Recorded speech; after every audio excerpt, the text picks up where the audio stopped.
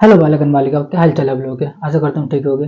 तो आज की इस वीडियो में हम यूपी बोर्ड 2024 के कक्षा 10वीं के विज्ञान के पेपर के बारे में जानेंगे कि विज्ञान का पेपर कैसे आता है, किस पैटर्न से आता है और कैसे कैसे हमें सोल्व करना रहता है।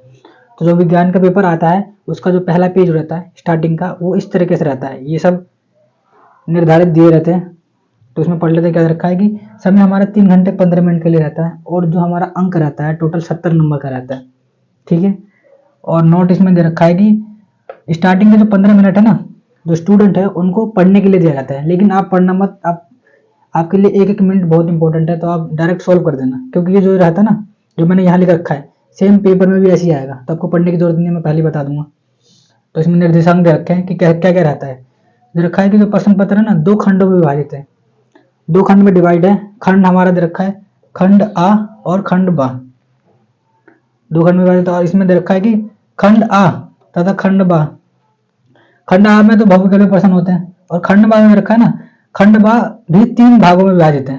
दे रखा ना उपभाग, तो खंड बा 3 भागों में विभाजित है।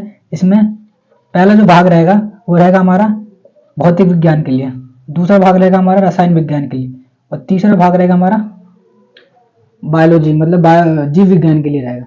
ठीक है। और नीचे पढ़ लेते हैं। प्रश्न पत्र के खंड आ में बहुविकल्पीय प्रश्न है, जिसमें सही विकल्प का चुनाव करके OMR उत्तर पत्रक पर नीले अथवा काले बॉल पॉइंट पेन से सही विकल्प वाले गोले को पूर्ण रूप से भरें।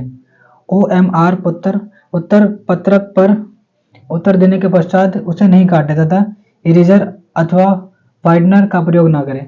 इसमें देखा है कि हमने पहले देख लिया कि खंड आ में ना क्या रहते हैं, बहुविकल्पीय प्रश्न रहते हैं। तो उसे सोल्व करने के लिए क्या जाएगा, आपको OMR शीट दी रहेगी। ठीक है। जिसमें 4 गोले बने रहेंगे, ए के, बी के, सी के और डी के, सबके आगे गोला बना रहेगा। और गोले में जो आपको सही लगे क्वेश्चन के नीचे उसमें टिक कर देना है। टिक नहीं कर देना मतलब कि काले नीले बॉल से ना, बॉल वाले पेन से गोला कर देना है, और पूर्ण रूप से गोला करना है। गोला पूर्ण रूप से होना चाहिए। ठीक है। और उत्तर देने के पश्चात उत्तर जब दे दोगे एक ही बार करना रहता है, गलत वलत नहीं करना, थोड़ा सा भी मिस्टेक नहीं करना। और जैसे कि आपको 4 ऑप्शन दे रहेंगे, तो आपने गलती से इसमें कर दिया, आपको याद आ रहा है ये तो क्वेश्चन गलत है, तो इसे छोड़ के इसमें मत कर देना, पहले ही देख लेना फिर बाद में भरना स्टार्ट करना। क्योंकि इरेजर और वाइडनर से प्रयोग करोगे तो वो सही नहीं माना जाएगा, फिर वो एग्जामिनर उसको गलत भी कर सकता है, उसके मूड के ऊपर है। आप देखो क्या रखा है कि अब दूसरी लाइन, खंड आ में बहुविकल्पीय प्रश्न हेतु 1 अंक निर्धारित है। जो बहुविकल्पीय प्रश्न आएगा ना हमारा खंड आ का, उसमें 1 नंबर के क्वेश्चन होंगे, 1 नंबर के। ठीक है। तो ढंग से करना। खंड भाग में हमने क्या बताया था, 3 भाग दे रखे थे, भौतिक विज्ञान, जीव विज्ञान और भौतिक विज्ञान, रसायन विज्ञान और जीव विज्ञान। पहला भौतिक वाला, दूसरा रसायन वाला और तीसरा जीव विज्ञान वाला। और इसमें दे रखा है खंड बा वर्णनात्मक है। खंड आ क्या था, ऑप्शन वाले थे, OMR शीट पर भरना था, और इसे मतलब लिख के करना है, अच्छे से वर्णन करके इसे सोल्व करना है। और अब ये देख लेते हैं, प्रत्येक प्रश्न के सम्मुख उनके निर्धारित अंक दिए गए हैं। जितने भी क्वेश्चन दिए रहेंगे उसके आगे उसके नंबर लिखे रहेंगे। ठीक है। जैसे 1 नंबर है, 2 नंबर के भी आते हैं, 4 नंबर के भी, 6 नंबर के भी आते हैं। ठीक है। तो उसके जो क्वेश्चन दिया रहेगा उसके जस्ट सामने उसके अंक भी दिए गए होंगे। और आगे पढ़ लेते हैं। खंड भाग के प्रत्येक उपभाग, खंड भाग में 3 उपभाग है ना, मतलब खंड भाग के भी भाग है, 3 भाग है। तो देखा ना, प्रत्येक उपभाग के सभी प्रश्न एक साथ करना आवश्यक है। जो क्वेश्चन करोगे तो डायरेक्ट करना स्टार्टिंग से।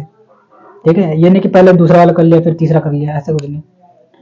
पहला फिर दूसरा फिर तीसरा, लाइन से करना है। तो देखा, प्रत्येक उपभाग नए प्रश्न से प्रारंभ कीजिए। मतलब कि एक उपभाग करोगे, उपभाग मतलब ये जो 3 ऑप्शन है खंड भाग के, 3 क्वेश्चन जो आगे के भाग में डिवाइड है, तो उसको पहले करोगे अगर, और दूसरा स्टार्ट करोगे तो नए पेज से स्टार्ट करना। ठीक है।